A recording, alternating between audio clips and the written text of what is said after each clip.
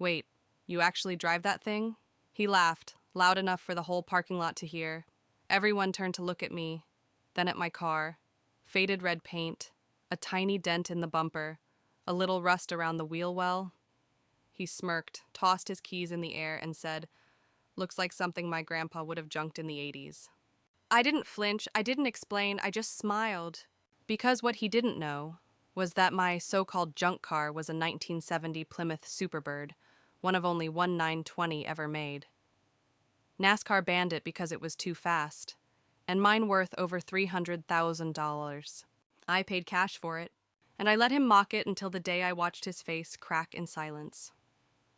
My name is Jenna Morales, and if you ask anyone at my office, they'll tell you I'm the girl with the rusty red car. Not the flashy one, not the Tesla, not the BMW. Nope.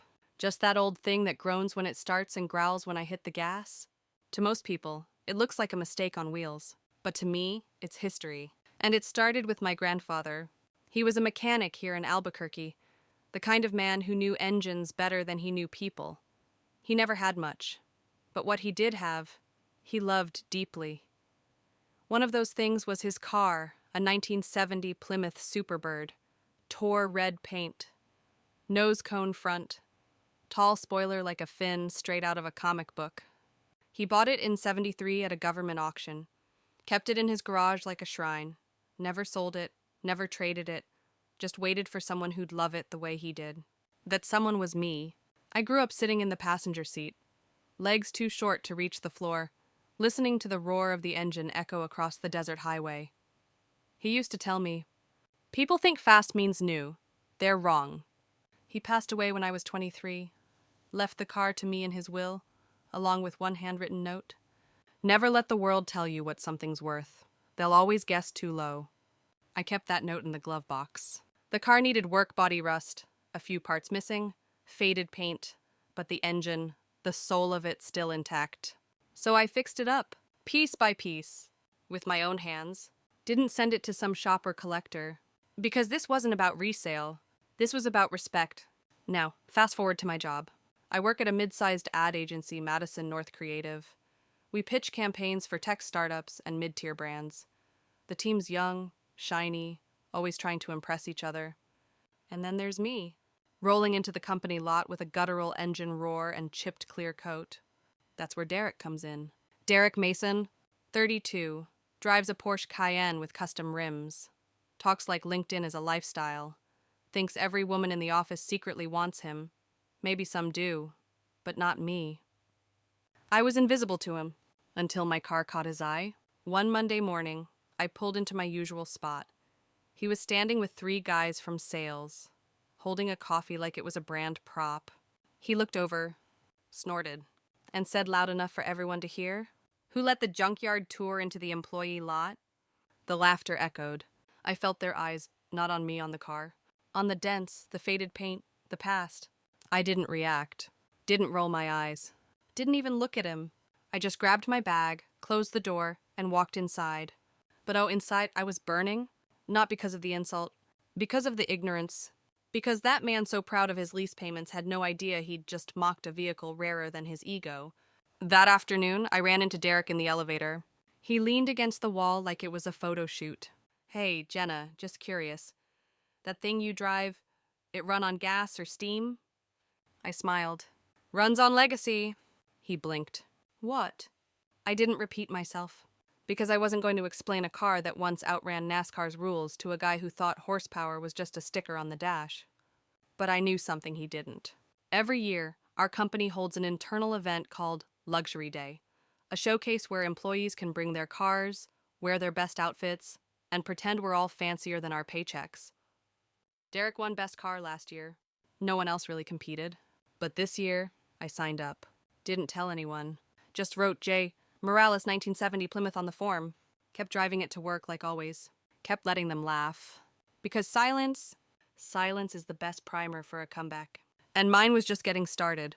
Luxury Day arrived on a Thursday. The weather perfect. Skies sharp and blue.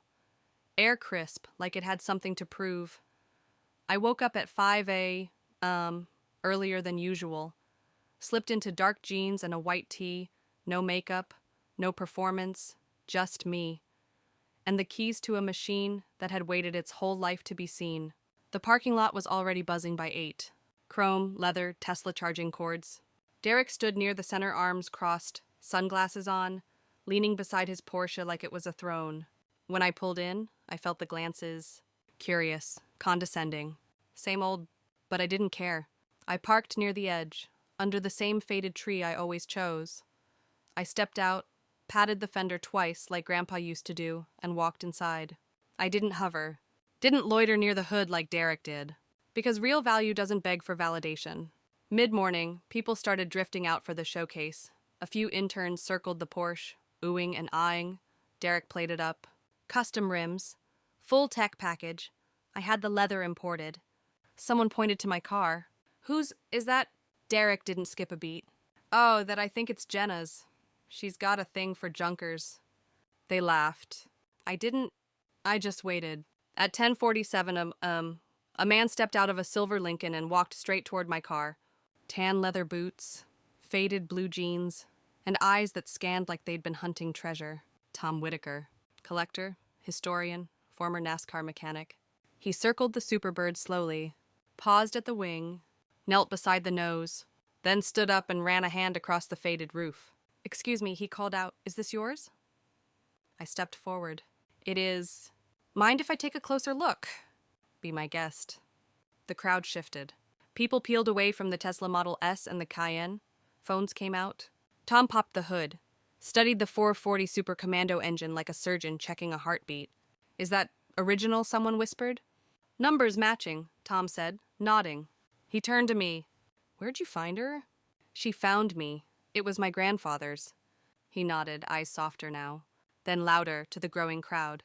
"You folks know what you're looking at here." Silence. Tom pointed to the nose cone. "This is a 1970 Plymouth Superbird. Built for speed. Built for spite. Dodge made it to dominate NASCAR, and it was so good. The league changed the rules the next year to keep it off the track." Murmurs. Phones lifted higher. Derek's jaw began to slack. Tom continued. "Only 1920 were ever made. Most were wrecked or stripped for parts. This one, still intact, still breathing." Someone asked, "What's it worth?" He gave a low chuckle. "Depends on who's asking. But this car, right here, is worth at least $300,000. And, to the right buyer, more. 300,000! You could hear the oxygen leave the parking lot.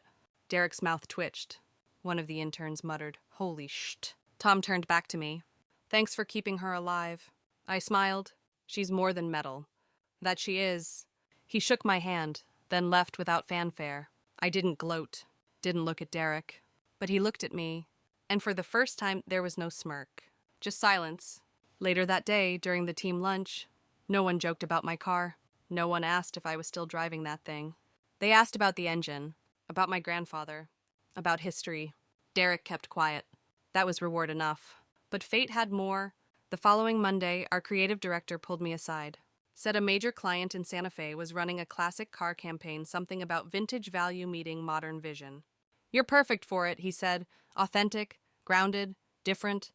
2 weeks later, I was leading a team of 5. Derek wasn't one of them. I didn't request that, but I didn't question it either. That night, I took the long way home. Desert road, open sky, wind clawing through the windows. I pressed the gas and felt the Superbird respond not like a machine, but like memory. Alive, unashamed, whole. When I pulled into my driveway, I sat for a moment, listened to the engine hum, ran my fingers over the gear shift, and whispered, "We're not done yet. Word travels fast." By Tuesday, the Superbird wasn't just a car in the lot. It was a legend. Someone had uploaded a clip of Tom's appraisal to TikTok. By lunch, it had 80,000 views. By Wednesday, it passed 200,000. Comments poured in. "She played the long game. That's a 300K burn. This is why you don't judge by paint." At work, things shifted. People who used to breeze by my desk now stopped to chat. I wasn't invisible anymore, but not in the way I expected. It wasn't admiration. It wasn't envy. It was respect. The kind you can't buy. The kind Derek used to crave, and now he was quieter. Not gone, just dimmed. He still strutted into meetings like he owned the place, still spoke in buzzwords. But there was something off in his tone now, something uncertain.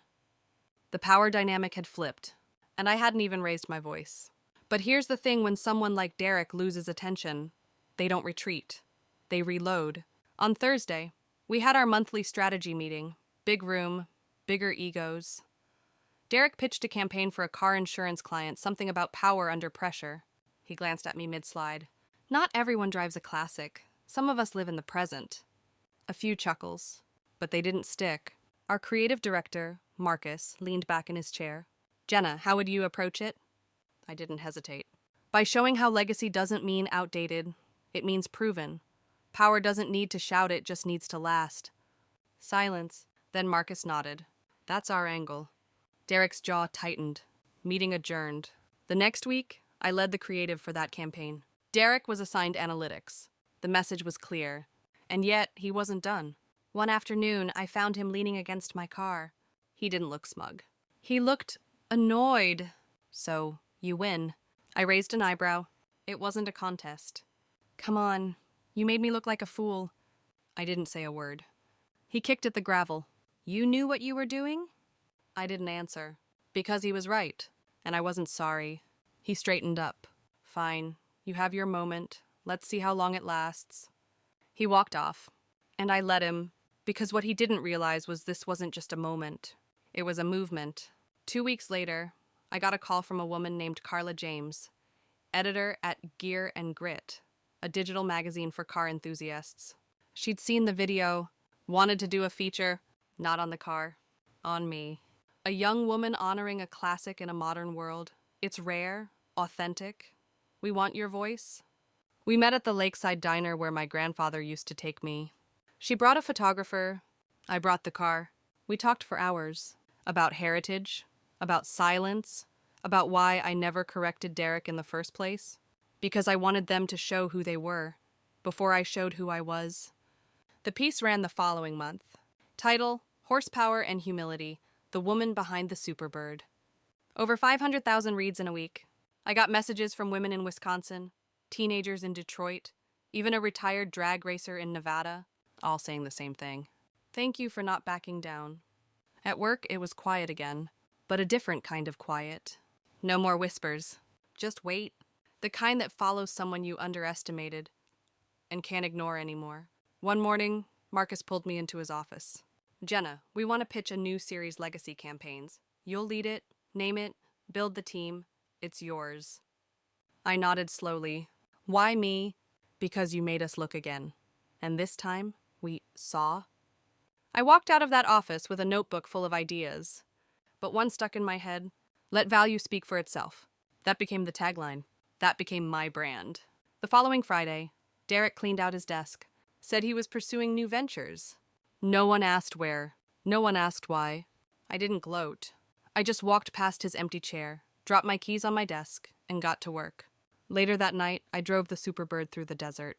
No music, just engine, just wind, just me. I pulled over near an overlook, stepped out, and let the heat settle on my shoulders. The stars were out. The world was wide. And I realized Derek thought I embarrassed him, but I didn't. He did that all by himself. I used to think revenge had to be loud.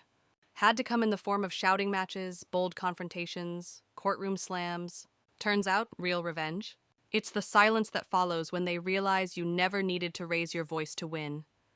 That silence became my soundtrack, and it played louder every day. After Derek left, the energy in the office shifted. Not overnight, but noticeably. The side eyes faded. The whispered jokes stopped. People started listening more, asking better questions, even dressing a little more like themselves and less like LinkedIn clones. I didn't try to change the culture. I just showed them that you didn't need to perform value to have it. Our legacy campaign series launched a month later. The first video featured a black and white montage of a grandfather teaching his granddaughter how to rebuild an engine. It ended with the words, "What you inherit isn't always money. Sometimes, it's the fire to keep going." It went viral. 1 million views in 4 days. Comments flooded in. Real people, real stories. This is the ad I didn't know I needed. Reminds me of my dad's old Harley. I cried. Thank you. My inbox overflowed with requests, speaking engagements, podcast interviews, even a TEDx inquiry. But I didn't say yes to everything. I chose what felt real, because now that was the standard. One Friday, as I was leaving work, I saw a man waiting by my car. Not Derek. An older man, mid-60s, brown corduroy jacket, oil-stained hands. He introduced himself as Richard. I saw your car online, came all the way from Las Cruces. Just wanted to see it in person. I nodded, opened the hood. He didn't say much, just stared at the engine with reverence, ran a hand across the spoiler like it was sacred. My brother had one. Died in '84. This brings him back. I handed him a small photo, me and Grandpa, next to the car on the day he gave it to me. Richard smiled. Tears filled his eyes. And for the first time in weeks, I cried too. Not from pain, from connection. That night, I took the Superbird on a long ride, no destination. Just rode. I stopped at a small diner off Route 66, ordered pie, and listened to a couple talk about their first date in a Mustang. And it hit me, this car wasn't a statement anymore. It was a bridge. Between generations. Between silence and voice. Between who I was and who I had become. I started writing again. Late at night.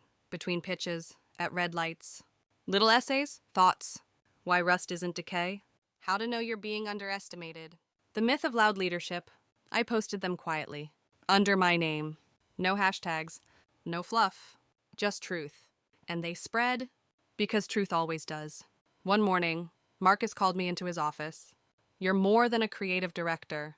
Jenna, you're a storyteller, and people are listening. I shrugged. I just write what I know. Exactly, and that's rare. He offered me a promotion, head of content and culture. A new role, one I could shape from scratch. I said yes. But only if I could stay grounded. He laughed. You still driving that red rocket? I grinned. Every day. By now, my car had become part of the company lore. Not as a punchline, but as a symbol of quiet strength, of legacy.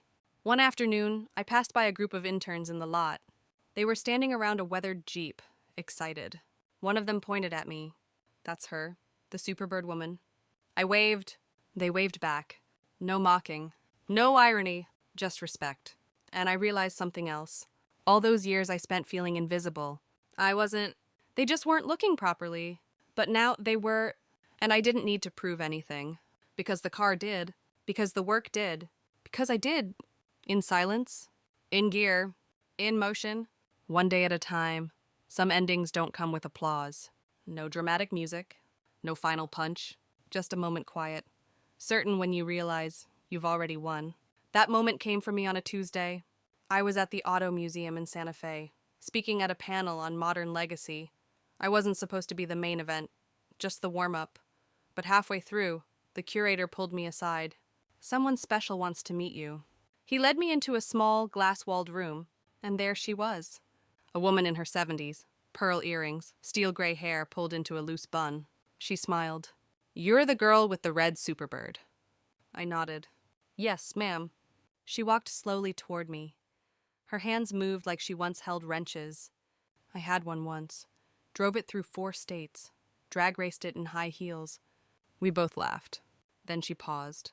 And when I saw you on that article, I knew my car found its way home. Through you. She reached into her purse and pulled out a patch.